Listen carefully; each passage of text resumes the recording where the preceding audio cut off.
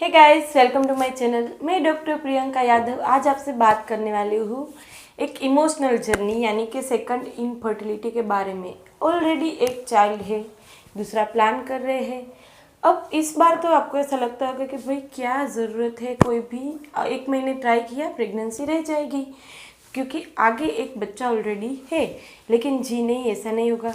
आप second month भी try करते हैं, थर्ड मंथ, तो अब आपकी एंजाइटी बढ़ रही होगी कि भाई क्या हुआ मेरे साथ, पहले तो इतनी इजीली प्रेगनेंसी रह गई थी, तो इस बार क्या हो रहा है, क्यों प्रेगनेंसी नहीं रह रही, कौन सा रीज़न होगा। यानी कि प्राइमरी इनफर्टिलिटी, किसी को एक भी बच्चा ना हो, उसमें जो इमोशनल जर्नी होती है उससे कहीं ज़्यादा टफ ये जर्नी होती है सेकंड इनफर्टिलिटी की। तो उसमें ये होता है कि भाई एक बार बच्चा रह गया है तो दूसरी बार क्यों नहीं रह रहा, तो ये पूरा दिन माइंड डिस्टर्ब रखता है। तो अब उसके कॉजेज़ क्या क्या है, यानी कि क्या ऐसा हो गया सडनली कि अब दूसरी बार बच्चा नहीं रह पा रहा। तो उसमें सबसे पहली मेन फैक्टर है एज। आजकल की जो लड़कियां होती है, यानी कि पिछले 10 सालों में मैरिज का टाइम ही अब 25 ईयर्स हो गया। 25 ईयर्स अब तो मैरिज के बारे में सब सोचते हैं। जो पुराने ज़माने की बात करें, हमारे मम्मी लोगों की, तब मैरिज होती थी 17 या 18 ईयर्स पे, तो पहला बच्चा रह जाता 18 या 19 पर, फिर 20 या 21 पर दूसरा बच्चा होता था। तो अब तो 25 पे शादी होती है और फिर 2 या 3 साल तो हम एंजॉय करेंगे, बच्चा नहीं रखेंगे। तो यानी कि 28 29 पर पहला बच्चा आता है और 2 बच्चे का मिनिमम के 3 साल का लोग सोचते हैं।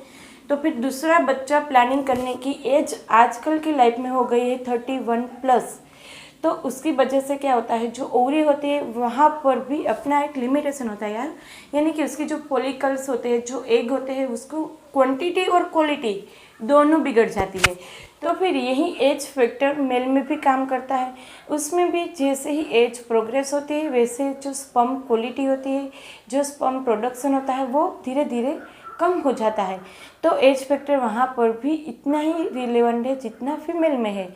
तो जो इनफर्टिलिटी होती है, यानी कि जो प्रेगनेंसी प्लान होती है दूसरी की, वहाँ पर मेल फीमेल दोनों की एज बढ़ गई होती है, तो उसकी वजह से इनफर्टिलिटी हो जाती है। दूसरा कॉज है ओबेसिटी।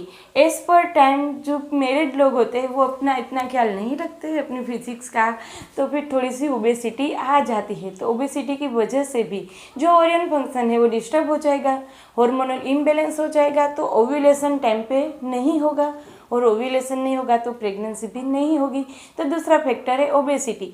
और same to same male obesity की वजह से भी जो टोन निकल आती है थोड़ी सी, उसकी वजह से भी जो स्पर्म काउंट होते हैं वो लो हो जाती है, जो सीमेन क्वालिटी होती है, जो उसकी मोटिलिटी होती है, उसको फंक्शन करने की कैपेसिटी होती है, वो कम हो जाती है। तो उसकी वजह से भी ओबेसिटी में स्पर्म की मोटिलिटी और क्वांटिटी क्वालिटी भी बिगड़ जाती है। तो ये ओबेसिटी दोनों में डिफरेंस करती है। अब तीसरा फैक्टर है एबनॉर्मलिटीज़, यानी कि जो पहला बच्चा हुआ था तब आपकी जो रिप्रोडक्टिव सिस्टम थी वो अच्छी थी, यानी कि उसमें कोई भी फॉल्ट नहीं था, ना ही ओवरी में, ना ही यूट्रस में, ना ही उसके एंडोमेट्रियम में, ना ही फैलोपियन ट्यूब में। तो उसकी वजह से जल्दी से प्रेगनेंसी रह गई थी। अब ये 2 या 3 सालों में क्या हुआ होगा, ओवरियन डिसफंक्शन हो गया, तो फिर ओव्यूलेशन टाइम पे नहीं होगा, या फिर कोई वजह से जो ट्यूब होती है फैलोपियन ट्यूब वो ब्लॉक हो जाती है, यानी कि प्रेगनेंसी कंसीव करने के लिए गायनेकोलॉजिस्ट के पास जाएंगे, वहाँ पर भी 3-4 महीने उसने टेबलेट दे दी, वगैरह दे दिया, सब नॉर्मल है, तो क्यों नहीं रही। तो फिर उसके बाद वो कराएगी HSG, यानी कि हिस्टोसल्फिंजोग्राफी, जो ट्यूब खुली है या बंद वो टेस्ट। तो वो टेस्ट करने पर पता चलता है कि भाई ट्यूब तो ब्लॉक है, तो उसकी वजह से प्रेगनेंसी नहीं रहती। तो 50 या 60% केसेस में ट्यूबल ब्लॉक सेकेंडरी इनफर्टिलिटी का मेन कोज है। तो ये ट्यूबल ब्लॉक की वजह से भी इनफर्टिलिटी हो जाती है। तीसरा है एंडोमेट्रियम। एंडोमेट्रियम लाइनिंग गड़बड़ हो जाती है, मेंस्ट्रुअल इरेगुलरिटी हो जाती है, लाइनिंग ठीक तरह से बनती नहीं है, और कई बार जैसे मैंने अगले वीडियो में बताया इस तरह से एंडोमेट्रियोसिस हो जाती है, यानी कि जो यूट्राइन लाइनिंग होती है वो फैलोपियन ट्यूब और ओवरी में एक्सटेंड हो जाती है, या फिर नीचे वजाइना तक एक्सटेंड हो जाती है। तो एंडोमेट्रियोसिस की वजह से भी होती है। फाइब्रोड बन जाता है। यदि इंट्रामुरल यानी कि एंडोमेट्रियम के अंदर फाइब्रोड बनेगा तो ये फाइब्रोड की वजह से भी प्रेगनेंसी नहीं रहती, और कई बार प्रेगनेंसी रह जाती है लेकिन 3 या 4 महीने में अबॉर्शन हो जाता है। तो ये भी कॉमन है। यानी कि पहला एक बच्चा अच्छा है, 9 महीने में कोई भी कॉम्प्लिकेशन नहीं था, अच्छे से डिलीवरी हो गई। लेकिन अब दूसरी बार क्या हो रहा है कि ये बच्चा रहता है तो बार बार निकल जाता है, 3 या 4 महीने तक प्रेगनेंसी होती है, फिर एबॉर्शन हो जाता है। तो इसका एक रीज़न फाइब्रोड भी है। तो ये फाइब्रोड की वजह से भी इनफर्टिलिटी और एबॉर्शन के चांसेस बढ़ जाते हैं। तो ये फाइब्रोड का डिटेल वीडियो ऑलरेडी मैंने डिस्कस किया हुआ है अपनी चैनल में, तो वहाँ पर जाके आप देख लीजिएगा। और ओवरियन सिस्ट है या फिर चॉकलेट सिस्ट है तो उसके भी वीडियो है, तो आप वो भी देखना ना भूलें, ताकि कि कोई भी कॉम्प्लिकेशंस हो, कोई भी कोज हो तो टेंशन लेने की बात नहीं है, क्यूरेबल है, ठीक हो जाएगा और दूसरी बार भी प्रेगनेंसी रह जाएगी। तो बात करते हैं मेल कोजेस के बारे में, यानी कि मेल में कौन कौन से कोज होते हैं जिसकी वजह से सेकेंडरी इनफर्टिलिटी हो जाती है। तो उसमें जैसे मैंने बताया एज फैक्टर है, ओबेसिटी है, और दूसरा है जहाँ पर स्क्रोटम एबनॉर्मलिटी, यानी कि जहाँ पर स्पर्म बनते हैं वो पार्ट ही डिफेक्टिव हो जाते हैं। उसमें आते हैं वेरिकोसिल या हाइड्रोसिल बन जाता है, तो जो स्पर्म होगा उसकी लाइफ स्पैन कम हो जाएगी, उसका वहाँ पर सर्वाइवल रेट कम हो जाएगा, तो मेच्योर नहीं होगा एग, यानी कि स्पर्म मेच्योर नहीं होगा, और यदि मेच्योर होगा तो वहाँ मेच्योर होते होते बीच में डेथ हो जाएगी उसकी।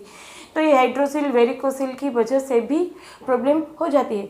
दूसरा है इरेक्टाइल डिसफंक्शन, एज पर टाइम एज के मुताबिक या फिर ये स्ट्रेस की वजह से इरेक्टाइल डिसफंक्शन हो जाता है। जी ऐसा नहीं है कि इरेक्टाइल डिसफंक्शन अर्ली एज में यानी कि प्यूबर्टी टाइम पे होता है, कई बार अच्छी मैरिज लाइफ होती है 10 या 15 साल, उसके बाद भी इरेक्टाइल डिसफंक्शन कॉमन है।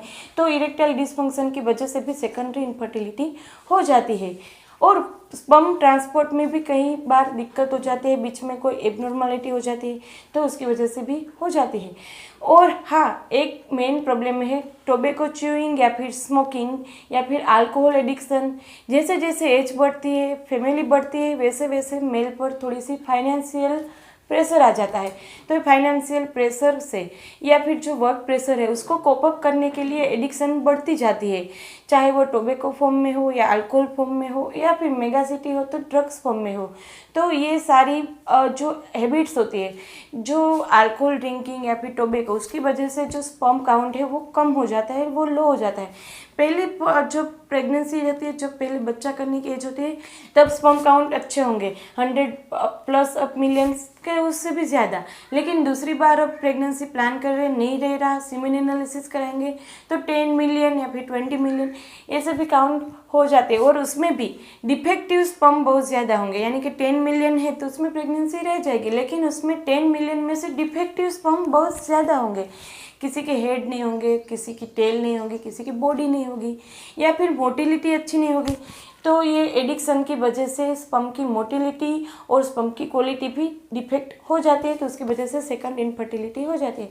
तो फ्रेंड्स ये बहुत बड़ी बात नहीं है, यानी कि सेकंड इनफर्टिलिटी क्योरेबल है और इजीली क्योरेबल है, क्योंकि उसमें जो भी होते हैं वो एनाटॉमिकल डिफेक्ट नहीं होती, उसमें फिजियोलॉजिकल डिफेक्ट ज़्यादा होती है, यानी कि बाद में हुई डिफेक्ट ज़्यादा होती है, और वो ट्रीटेबल होती है, क्योरेबल होती है।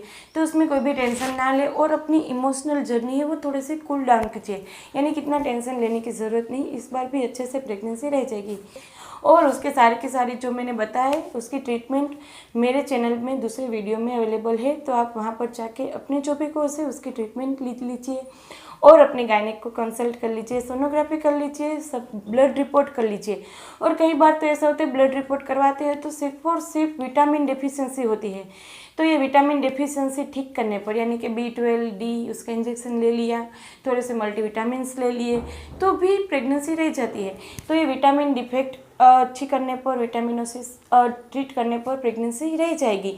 तो ये सारी आप ट्रीट कर लीजिए और दूसरी प्रेगनेंसी कंसीव कर लीजिए। और कोई भी आपको पूछना है, दिक्कत है तो अपॉइंटमेंट ले सकते हैं, उसके लिए सारी डिटेल डिस्क्रिप्शन बॉक्स में दी गई है, वहाँ पर जाके आप अपॉइंटमेंट ले सकते हैं। और इस वीडियो को शेयर कीजिए ताकि जो भी सेकेंडरी इनफर्टिलिटी से कंप्लेन है, जो भी उससे टेंशन ले रहे हैं, उसको थोड़ी सी रिलीफ मिल सके कि भाई इसके बहुत मेजर कोशिश है नहीं।